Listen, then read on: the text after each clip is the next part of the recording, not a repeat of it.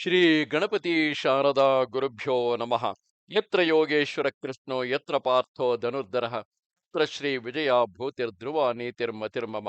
ಶ್ರೋತೃಗಳಿಗೆ ಶ್ರೀ ಅಳಸಿಂಗರಾಚಾರ್ಯ ವಿರಚಿತ ಶ್ರೀ ವ್ಯಾಸ ಮಹರ್ಷಿ ಪ್ರಣೀತ ಶ್ರೀಮನ್ ಮಹಾಭಾರತದ ದ್ರೋಣ ಪರ್ವದಲ್ಲಿ ಅರ್ಜುನನು ರಣಾಂಗಣಕ್ಕೆ ಬಂದುದು ಎಂಬ 88ನೆಯ ಅಧ್ಯಾಯಕ್ಕೆ ಸ್ವಾಗತ.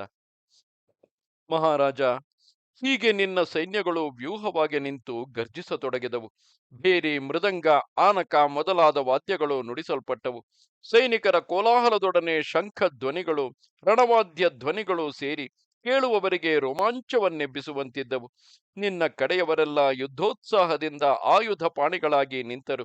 ರೌದ್ರ ಮುಹೂರ್ತವು ಆರಂಭವಾಯಿತು. ಆಗ ಅರ್ಜುನನು ಯುದ್ಧ ಸನ್ನದ್ಧನಾಗಿ ಹೊರಟನು. ಅರ್ಜುನನು ಬರುವ ದಾರಿಯಲ್ಲಿದ್ದ ಕಾಗೆ, ಕೊಕ್ಕರೆ ಮೊದಲಾದ ಮಾಂಸಾಹಾರಿ ಪ್ರಾಣಿಗಳೆಲ್ಲ ಅವನ ಕಣ್ಣಿಗೆ ಬೀಳದೆ ಅಲ್ಲಲ್ಲಿ ಅಡಗಿಕೊಂಡವು. ಇತ್ತಲಾಗಿ ನಮ್ಮ ಸೈನ್ಯದಲ್ಲಿಯೋ ಕ್ರೂರ ಮೃಗಗಳು, ಅಮಂಗಳ ಸ್ವರೂಪವುಳ್ಳ ನರಿಗಳು ನಮಗೆ ಅಶುಭ ಸೂಚಕಗಳಾಗಿ ಬಲಗಡೆಯಿಂದ ಸುತ್ತಿ ಬಂದು ಅಮಂಗಳ ಧ್ವನಿಯಿಂದ ಅರಚುತ್ತಿದ್ದವು. ಲೋಕಕ್ಷಯಕರವಾದ ಪ್ರಳಯ ಕಾಲದಲ್ಲಿ ಹೇಗೋ ಹಾಗೆ ಆಗ ನಮ್ಮವರಿಗೆ ಭಯಂಕರಗಳಾದ ಉತ್ಪಾತಗಳೆಲ್ಲ ಕಾಣಿಸಿದವು. ಪಾರ್ಥನ ಮುಂದೆ ಶುಭ ಸೂಚನೆಗಳೇ ತೋರುತ್ತಿದ್ದವು. ನಮ್ಮವರಿಗೆಲ್ಲ ಮಹತ್ತಾದ ಭಯವನ್ನು ಸೂಚಿಸುತ್ತಾ ಉರಿಯುವ ಆಕಾಶದ ಕೊಳ್ಳಿಗಳು ಸಿಡಿಲಿನ ಧ್ವನಿಯೊಡನೆ ಸಾವಿರಾರು ಕಡೆಯಿಂದ ಕೆಳಕ್ಕೆ ಉದುರುತ್ತಿದ್ದವು. ಭೂಮಿಯು ನಡುಗಿತು. ಮಂಜನ್ನು ಮೊಳಲನ್ನು ಸುರಿಸುತ್ತಾ ಬಿರುಗಾಳಿಯು ನಾನಾ ಕಡೆಗಳಿಂದ ಬೀಸಲಾರಂಭಿಸಿತು. ಅರ್ಜುನನು ಯುದ್ಧ ಸನ್ನದ್ಧನಾಗಿ ಬರುವಷ್ಟರಲ್ಲಿ ನಕುಲ ಪುತ್ರನಾದ ಶತಾನೀಕನು, ದೃಷ್ಟದ್ಯುಮ್ನನು ಸೇರಿ ಪಾಂಡವ ಸೈನ್ಯಗಳನ್ನು ವ್ಯೂಹವಾಗಿ ನಿಲ್ಲಿಸಿಟ್ಟರು. ಇತ್ತಲಾಗಿ ನಮ್ಮ ಕಡೆಯಲ್ಲಿ ನಿನ್ನ ಮಗನಾದ ದುರ್ಮರ್ಷಣನು 3,000 ಕುದುರೆಗಳನ್ನು, 100 ಆನೆಗಳನ್ನು, 1,000 ರಥಗಳನ್ನು, 1,00,000 ಪದಾತಿಗಳನ್ನು, 1,500 ಧನುರ್ಧಾರಿಗಳನ್ನು ತನ್ನೊಡನೆ ಸೇರಿಸಿಕೊಂಡು ಎಲ್ಲ ಸೈನ್ಯಗಳ ಮುಂಭಾಗಕ್ಕೆ ಬಂದು ನಿಂತು ತನ್ನ ಕಡೆಯ ವೀರರನ್ನು ನೋಡಿ ಹೀಗೆಂದನು: ಎಲೈ ವೀರಾಗ್ರಣಿಗಳಿರ, ಯುದ್ಧ ಮದದಿಂದ ಕೊಬ್ಬಿದ ಆ ಗಾಂಡೀವ ಧಾರಿಯನ್ನು ಈಗಲೇ ನಾನು ಅಡ್ಡಯಿಸಿ ಸಮುದ್ರ ಪ್ರವಾಹ ವೇಗವನ್ನು ಹೇಗೋ ಹಾಗೆ ಅವನನ್ನು ತಡೆದು ಬಿಡುವೆನು. ಕಲ್ಲಿಗೆ ತಾಗಿದ ಮಡಕೆಯಂತೆ ಅರ್ಜುನನು ನನ್ನಿಂದ ಭಂಗ ಹೊಂದುವುದನ್ನು ನೀವೆಲ್ಲರೂ ನೋಡುವಿರಿ. ನೀವೆಲ್ಲರೂ ನಮ್ಮ ಯುದ್ಧವನ್ನು ನೋಡುತ್ತಾ ಸುಮ್ಮನೆ ನಿಂತಿರಿ.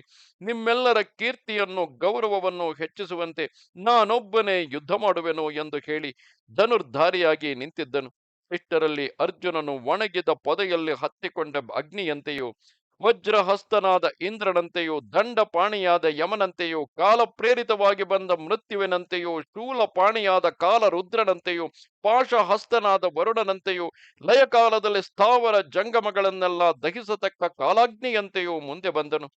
ನಿವಾತ ಕವಚರನ್ನೆಲ್ಲ ನಾಶಗೊಳಿಸಿದವನು, ಎಲ್ಲ ಯುದ್ಧಗಳಲ್ಲಿಯೂ ಜಯಕಾರಿ ಜಯಶಾಲಿಯಾಗಿ ಸತ್ಯನಿಷ್ಠನೆನಿಸಿದ ಆ ಅರ್ಜುನನು ತನ್ನ ಸೈಂಧವ ವಧ ಪ್ರತಿಜ್ಞಾ ವ್ರತವನ್ನು ಮುಗಿಸುವ ಆತುರದಿಂದ ಯುದ್ಧ ಕವಚವನ್ನು ತೊಟ್ಟು ಖಡ್ಗವನ್ನು ನಡುವಿಗೆ ಕಟ್ಟಿ ಕಿರೀಟ ಕುಂಡಲಾಂಗಗಳಿಂದ ಅಲಂಕೃತನಾಗಿ ಶುದ್ಧ ವಸ್ತ್ರವನ್ನು, ಶುದ್ಧವಾದ ಪುಷ್ಪ ಮಾಲಿಕೆಯನ್ನು ಧರಿಸಿ ಶ್ರೀಕೃಷ್ಣ ಸಮೇತನಾಗಿ ರಥದಲ್ಲಿ ಕುಳಿತು ಗಾಂಧೀವ ಧನುಸ್ಸನ್ನು ಮಿಡಿಯುತ್ತಾ ಆಗಲೇ ಉದಿಸಿ ಬರುವ ಸೂರ್ಯನಂತೆ ಕಾಣಿಸುತ್ತಿದ್ದನು.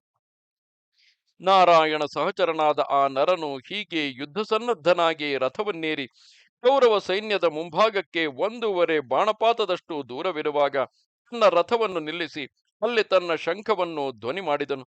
ಶ್ರೀಕೃಷ್ಣನು ಅವನೊಡನೆ ತನ್ನ ಪಾಂಚಜನ್ಯವೆಂಬ ಶಂಖವನ್ನೂದಿ ಧ್ವನಿ ಮಾಡಿದನು. ಈ ಶಂಖ ಧ್ವನಿಗಳೆರಡು ಕಿವಿಗೆ ಬಿದ್ದೊಡನೆ ನಿನ್ನ ಸೈನ್ಯದಲ್ಲಿದ್ದ ವೀರರಿಗೆ ಎದೆ ನಡುಗಿ ಪ್ರಜ್ಞೆ ತಪ್ಪಿದಂತಾಯಿತು. ಆನೆ, ಕುದುರೆ ಮೊದಲಾದ ವಾಹನಗಳೆಲ್ಲ ಭಯದಿಂದ ಮಲಮೂತ್ರಗಳನ್ನು ವಿಸರ್ಜಿಸಿದವು. ಆ ಶಂಖ ಧ್ವನಿಗೆ ಭಯಪಟ್ಟು ಕೆಲವರು ಮೂರ್ಛಿತರಾದರು, ಕೆಲವರಿಗೆ ಮೈ ನಡುಗಿತು. ಇದೇ ಸಮಯದಲ್ಲಿ ಅರ್ಜುನನ ಧ್ವಜಾಗ್ರದಲ್ಲಿದ್ದ ಕಪಿಯು ದೊಡ್ಡದಾಗಿ ಬಾಯನ್ನು ತೆರೆದು ಅಲ್ಲಿ ನೆಲೆಸಿದ್ದ ಎಲ್ಲಾ ಭೂತಗಣಗಳೊಡನೆ ಸೇರಿ ನಿನ್ನ ಸೈನ್ಯವನ್ನೆಲ್ಲ ಭಯಗೊಳಿಸುವಂತೆ ದೊಡ್ಡ ಧ್ವನಿಯಿಂದ ಕೂಗಿತು. ಇದನ್ನು ಕೇಳಿದ ಮೇಲೆ ನಿನ್ನ ಕಡೆಯಲ್ಲಿಯೂ ಯುದ್ಧ ಸೂಚಕಗಳಾದ ಶಂಖ, ಬೇರಿ, ಮೃದಂಗ, ಆನಕ ಮೊದಲಾದ ವಾದ್ಯಗಳು ಮೊಳಗಲಾರಂಭಿಸಿದವು. ಈ ವಾದ್ಯ ಧ್ವನಿಗಳೊಡನೆ ಸೈನ್ಯದ ಸಿಂಹನಾದಗಳು, ಕೈ ಕಟ್ಟುವ ಧ್ವನಿಗಳು, ಮಹಾರಥರ ಧನುಷ್ಠಂಕಾರ ಧ್ವನಿಗಳು, ವೀರರ ವೀರವಾದಗಳು, ಆರ್ಭಟಗಳು ಸೇರಿ ಬೀರುಗಳಿಗೆ ಭಯವನ್ನು ಹೆಚ್ಚಿಸುವಂತಿದ್ದಿತು. ಇದನ್ನೆಲ್ಲ ಕೇಳಿ ಅರ್ಜುನನು ಸಂತೋಷದಿಂದ ಕೃಷ್ಣನೊಡನೆ ಹೀಗೆಂದನು: ಇದು 88ನೆಯ ಅಧ್ಯಾಯವು. ನಮಸ್ತೆ ಶಾರದೆ ದೇವಿ, ಕಾಶ್ಮೀರ ಪುರವಾಸಿನಿ, ತ್ವಾಮಹಂ ಪ್ರಾರ್ಥೆಯೇ ನಿತ್ಯಂ, ವಿದ್ಯಾದಾನಂಚ ದೇಹಿಮೆ. ನಮಸ್ಕಾರ.